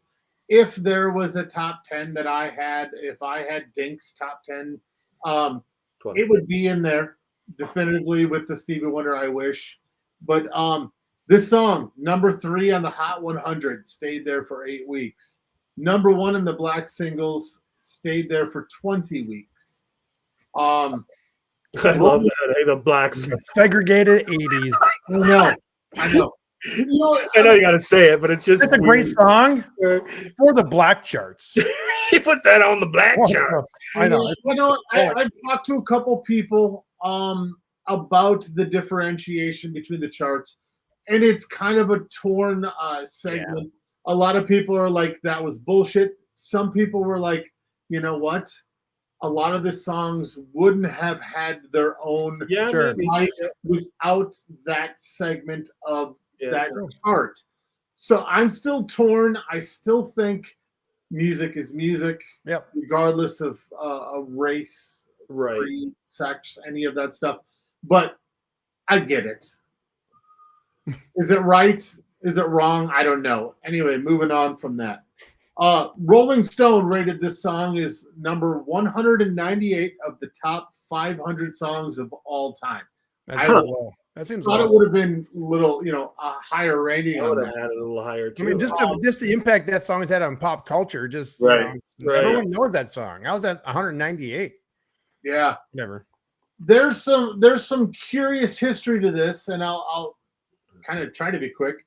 So I have 2 minutes to do my list. Right, exactly. So that'll be a change for once.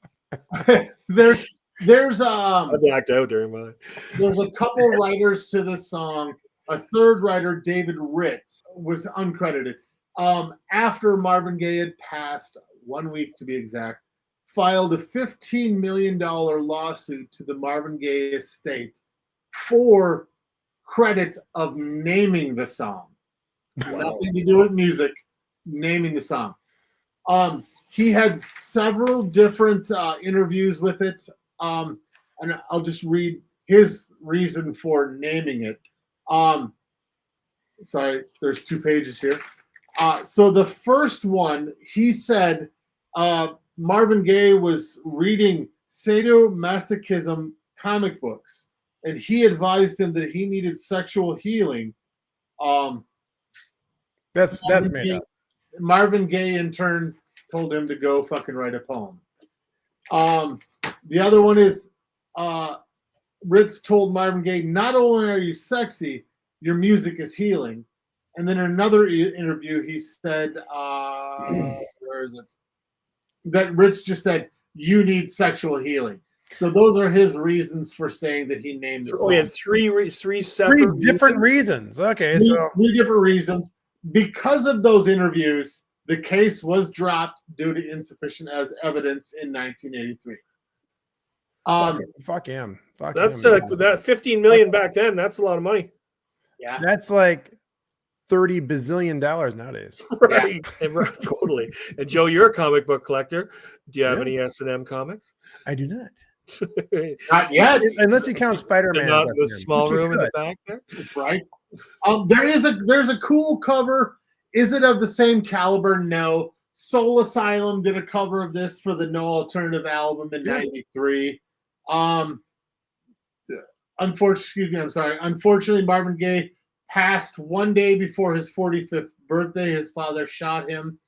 There's a lot of different reasons and stories behind that, but there was a bunch of songs that I really wanted to get on this list. The one song that I really desperately wanted to get on this list, but I couldn't because it hit number 54 on the list, and then later came back on a soundtrack, and again 54, and that's John Waite Change. I really wanted to get that on here. And you're gonna hate my number 4. But I do have 2 honorable mentions. Really hate my number 4. Both of them, my Minneapolis reference. The first one is the Information Society. What's on your mind? Pure energy. Pure energy. Pure energy. Pure energy. That's Leonard Nimoy. If you didn't, Yes, know. it is from Star Trek. Okay. Yep. It hit number 3 on the Hot 100. It was a way had that better album. song. Hold on one second. Oh, I thought you. I can't do it. Canada hit number 14. Much Music Countdown. It stayed at number 19 for a month. So that's 1988. Love Information Society. Yeah. My other one is going to be squeeze in there off of other tracks. Joe might be using this too. It's the Replacements. I'll Be You. Billboard Hot 100 hit 51. That doesn't qualify for the 40, but it hit number 1 in the modern rock charts. It hit number 1 in the album rock chart. Canada, it only hit 92. That's my list. 2 Minneapolis references and some great fucking tunes. Nice. Yeah, that was guys. good, man. I will say this, that Sexual Healing had a dance cover too, which was by Maximilian, Right. who also did Fat Boy. And that list was hot just like an oven.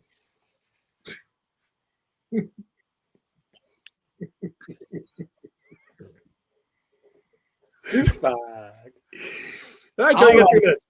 So we are going to close this with the host Supreme Joe's list. And this will probably be Joe's shortest segment ever. So No, It's a good list so far, put your Joe. seatbelts on, people. Got a lot to live up to, Joe. Let's go. Here we go. All right. What I got? Minute 38. Shit. You got as long as you want. Okay, well, so you guys, again, with my intro, you guys did the intro of the show. I was like top 40, top 100, because in our pre-show and then yesterday and a couple days leading up to this, we were like, is it the top 100? And somebody said top 200. I'm like, okay, well, this is where my number 4 falls in. 199. Yes. It's always been top 40, but carry on. Yeah. There's Texas in their top 100, top 200. Because I asked, is this also alternative charts? Is the rock chart count? We're like, no, the top 40. Oh, you fuckers. Carry on. This one breaks every rule then, because you know why? I looked at my list, which I've changed a billion times, Me too. and I realized I had no fucking rock songs in there. I'm like, this is, I gotta have rock songs there. And again, like you guys, I don't want to talk about the same stuff over and over again because there's so many songs. I don't want to take the same 20 songs. There's so many great songs out there. But this song is in that year that kind of transitions. 1989 was really kind of 1990. Yeah, agreed. My struggle was a lot of the rock songs in the 80s, and I like them all, didn't make the Billboard top 100. Okay. They all made the mainstream rock charts. But your big bands like Poison and Motley Crue, but I'm sick of most of those songs. A lot of my favorite songs from them weren't radio tracks. So my number 4 is from 1989. The first single from this band's second album. The song is Falling to Pieces by Faith No More. Love it. Off the album, The Real Thing. Love it. This album, like I said, I struggled because it's one of my favorite albums of all time. It's one of my favorite songs by them. Epic was by far a bigger hit. But this is Epic's one of my least favorite songs on that album. But the song peaked at number 92 on the Billboard Top 100. So I squeaked it in there from what I thought the rules were. So just barely. Like I said, it's the first single off The Real Thing, which is their second album. It perfectly blends the rock and funk, which are both my worlds, right? Right. They're kind of the forefront of that, that movement, which is in the late 80s, early 90s. Fishbone. It's one of the few rock albums that you can actually hear the bass. Right. Right? Really? Because So most times, right. I guess it really showcased then newcomer Mike Patton, who it was his first album. It was their second album, but it was his first.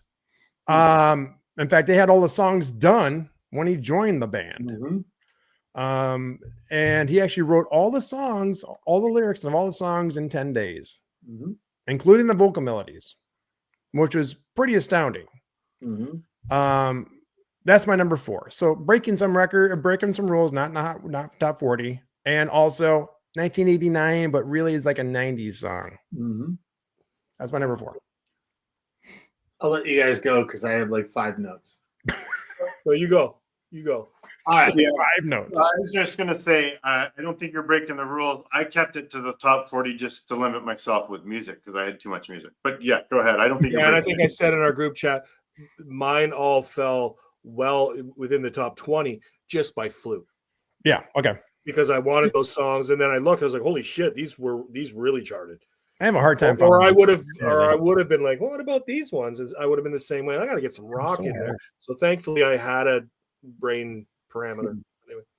Well, my first note is rules. No one fucking cares. What I want is you guys, the listeners, watchers, please lambaste him, lambaste us anytime you think we are not following our own parameters. Our own made up rules. Comments so we can read it and we can interact with you. Yeah. So the rules are made up and the points don't matter. Exactly.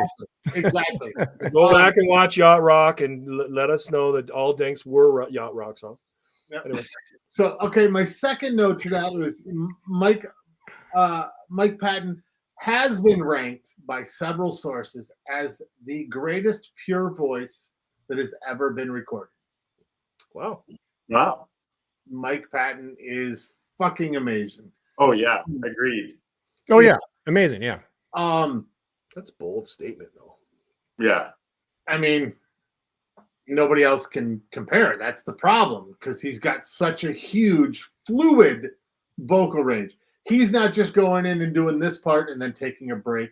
He's going from this deep voice up to a third octave A, and then dropping back down into the mid range. I mean, look at Midlife Crisis. You listen to that song, he's doing that all fluidly in one or maybe two takes. So Yeah. just a beautiful voice. This album that you're talking about changed part of my music listening. Jesse Robertson let me borrow this album in high school, and I absolutely adored it. So it's such a fucking great pick. And 92, that's a joke because this song was definitely much higher. Yeah, and I think the single, it was actually released in October, which is weird because the album was released in June. So it's like one of those things where the album came out and there was no single before the album. I mean, "We Care a Lot" was, a minor hit for them, right? Mm-hmm. Yeah. But another note.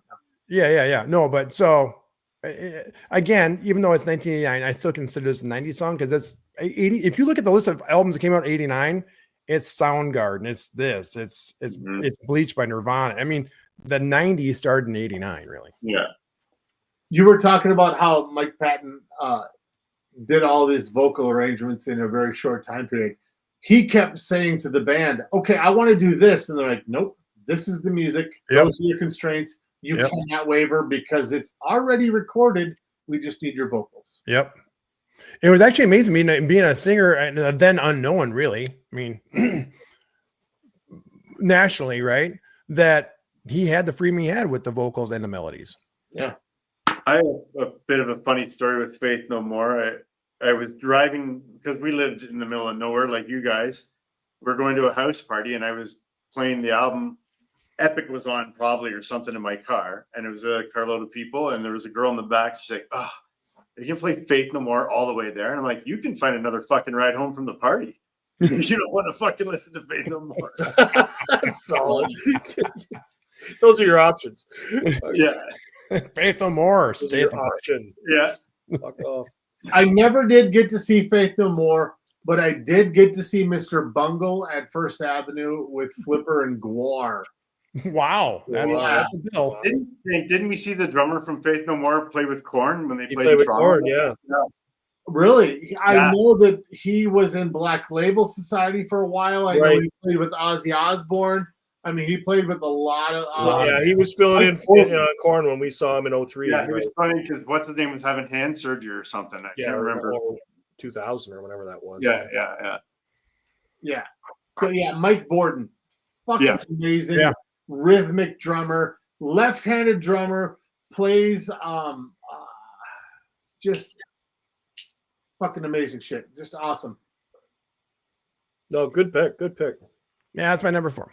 My number 3, Jimmy kind of hinted at this. You might have known that Jimmy and I have known each other a long time, so he sometimes knows which direction I'm going to go. There's no way this song was not going to be in my top 4. There's just no way. This song is the main song of one of the greatest movies ever made, and it's not a Francis Ford Coppola movie. The movie is Real Genius. The song is "Everybody Wants to Rule the World." I knew know that it. was coming. 1985, Tears for I knew it. Fears. I Nice. thought as soon as Chris said shout, I'm like, oh, we're gonna have 2 off that album because I knew it was coming too. And I haven't even known you for 30 years. Songs, I said before, "Songs for the Big Chair" for me is really up there in the pop standard as a Van Halen 1, a Led Zeppelin 4. It has just stood the test of times all these decades. The entire album, not just this, the entire album does, and that's to say something for a pop album, It hit number 1 on the Billboard Hot 100. I got one in, guys. Yeah, there you go. That balances it out. Ironically enough, like most hit singles, it was the last song written for the album. I didn't know that. In fact, it was a doodle that Roland was playing on the guitar that he would just fuck around with, and the producer Chris Hughes was like, "Oh, that's cool. I like that. What is that?" He's like, "This is something I just doodle with." He's like, "No, that's cool. We got to use that." And he's like, And so he's like, so they put it down. Just a drum machine track and the doodle, which is the beginning of the song. And all of a sudden his wife came in and she's like, "Ooh, I like that." Oh, he's like, "That's nothing." And so Chris Hughes, through the production of the album, because they were mastering the album, in other words, finishing the sounds of the other songs that were recorded, and was prodding them like, hey, let's just kind of work on this thing. And they did, and it became what it was. Probably, I mean, arguably their biggest song ever. I mean, right? I mean, if you think of Tears for Fears, or if you think, that's the song generally people think of. But like Jimmy had said before, sonically, that album is just a masterful production, sound wise. It's their voices. Again, I don't want to talk too much because we said so much before with Chris's pick that seriously, their voices go great together. They write incredibly well together, but this song has always been up there for me. I never get sick of this song. I've had it where I've accidentally pushed repeat on a song in the car and like, oh, I'm listening to it 2 times in a row. Oh, well. And it will play again. I've heard this song thousands of times. I never get rid of it. And the funny thing is, every time, if you've ever seen the movie, I still hear when the song starts out, all I picture is a big giant house full of popcorn. And that's a real genius movie. Yeah. Again, one of my favorite movies of all time with Val Kilmer. But that's my number 3. Rest in peace. Nice. I hate to be predictable, but that's what it is. I'll say this. I approached my list. Like I said, I want to do a bunch of rehashes we've talked before. So there's no Prince in this list. This could be easily 4 Prince songs, and there'd be no question. I'd be right and you'd be wrong. That's awesome. My number 2 song is again a song I can't get sick of. Hang on. I want to go back to everyone. What's that? Every fucking drummer plays this song wrong. It Doesn't it piss you off? me nuts. It's 4/4. Dun, dun, dun, dun, dun, dun, dun, dun, dun, dun, dun, dun, dun, right? But the snare and the hi-hat are a drag, and it hits on that E and.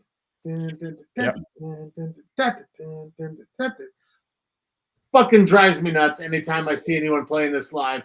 It's like, okay, you should probably be working on air conditioners. This is I get it though, man, because there's some things like I know I'll bring up this one time. Prince. Whenever when you see a bar band playing Kiss, the guitarist is never playing the correct Kiss guitar line. He's playing just some generic funk guitar thing. It's like that's not the guitar. What are you doing? That sounds nothing like the song. So yeah, I get it. I understand that. I share your frustration. As soon as you said the song, I started hearing the drum beat. That's where musicians come in, eh? Where Chris and I'd be like, that doesn't sound quite right. Oh, well. Yeah, that's awful. You should quit playing that instrument. We're not like, that's fucking totally wrong. I'll get you a job. And you should kill yourself. You can clean air conditioners. Again, number 2 is a song I never get sick of. It's a song from 1985, so right in the middle of the 80s. And I think 85 to 87 might be the heart of just the meat of 80s pop. This song at number 7 on Billboard. I'm not a huge fan of the band. In fact, this came off of their 3rd album. Their 4th album. But I'm not a huge. Again, Chris alluded to this before. I don't listen to a bunch of their music, but this song I'll listen to 10 times in a row. It is by Level 42. It's Something About You. Nice. I can't get sick of this song, man. It's perfect pop. If you write a perfect pop song, this and Everybody Wants to Rule the World are the perfect pop songs. Yeah, it's a great tune. It's never a fan of this song. I'm sorry, brother. Yeah, I'm saying. I like their other song. Was it Lessons in Love? But Lessons in Love, yeah. Running with the Family. Yep.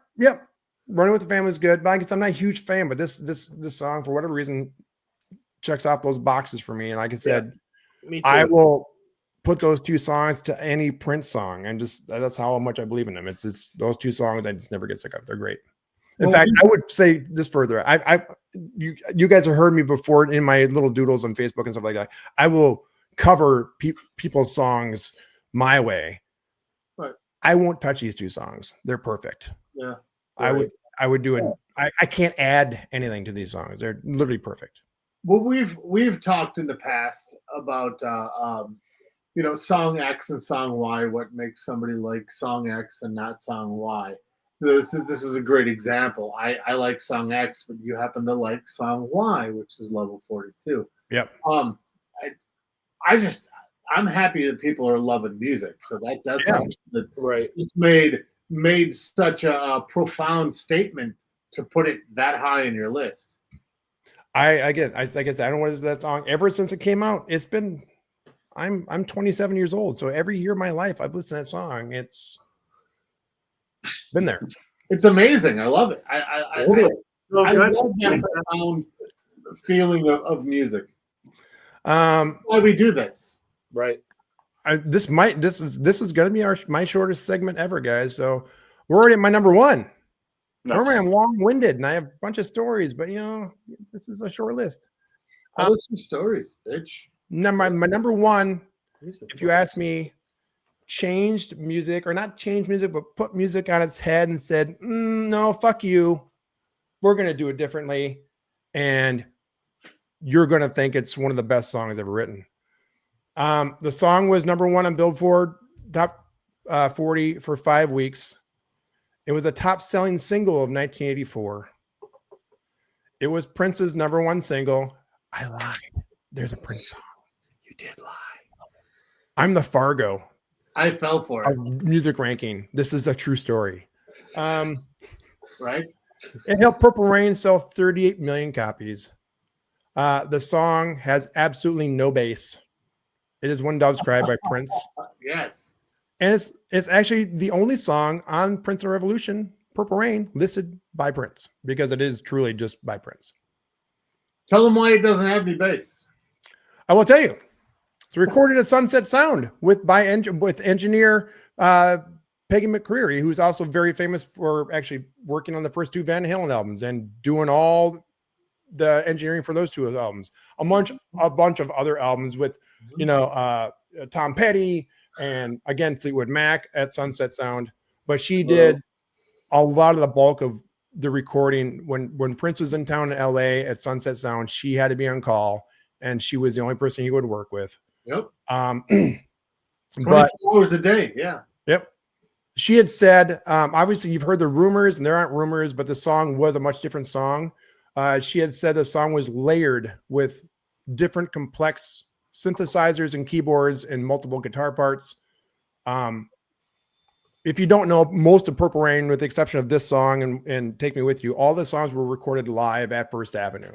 Mm-hmm. They were obviously touched up and condensed down. So there's actually a great take of Purple Rain, the original edit of Purple Rain on YouTube. And there's actual whole verse that he cut out. But this song he recorded on his own, and Prince generally recorded a song in one night and he was done. This song, he kept coming back. And she said after he had it done, he kept coming back and he wasn't liking it. And so he just kind of started stripping things out. And the last thing he stripped out, obviously, was the bass. And she said very vividly, he looked at me and said, as soon as I punched the bass out, he said, nobody's going to believe that I have the nerve to do this. And the song was done. So, but again, the song is When Doves Cry by Prince and the Revolution, but really just Prince. Yeah. And again, like I said, it just took music conventions, especially pop music, and put it on its head and turned out to be the biggest song of the year. So The song's iconic, right? You can't think of the 80s without thinking for all his stuff and for all the songs by everybody else. You can't think of the 80s without thinking of that song. Yeah. And that's one reason why I couldn't leave it out. I mean, there's obviously he had other number one hits with Purple Rain, or Purple Rain was number 3. But like Let's Go Crazy was number 1. He had a bunch of hits. Baby I'm a Star, Take Me With You were hits. But this song, it was completely different from the rest of the album. Again, it was one of the last songs that he recorded for the album. So that leads me to my honorable mention. And this was in my top 4, but this, like I said, I looked at my top 4 and go, I have no rock. So it was number 4. I don't think we talk much about these guys. And I know Jimmy and I really love this band. Okay. 1983. It's from their self-titled album. The song reached number 6. It's Genesis, That's All. Oh, yeah. It's the gayest clap I've ever done. It was up there. I'm fucking happy. Very, very happy. Yeah, I mean, Hercules. No, like I said, this is my number 4. And really look at my list. I'm like, I gotta have rock, and that's why again, not a lot of rock songs I really love to this day hit the Billboard Top 100. They hit the rock charts, which are different. Right. But this song I thought this was great. Was an attempt to write a pop song with a melody in the style of the Beatles. Phil Collins also acknowledged there was a subsequent interview that he said the song also features one of his attempts to do a Ringo Starr drum part. I hate the song now. But again, I think the song's amazing. I just have those, like, I don't have specific stories like Chris and Dink do, but it brings you back to that time. Totally. And for whatever reason, that song, again, I don't get sick of. It just has a very distinct sound. You know, that album's a very good album. I think it's the first Genesis album. I really like. Ooh, I like this band. You know, yeah, that's my honorable mention, and that's my top 4.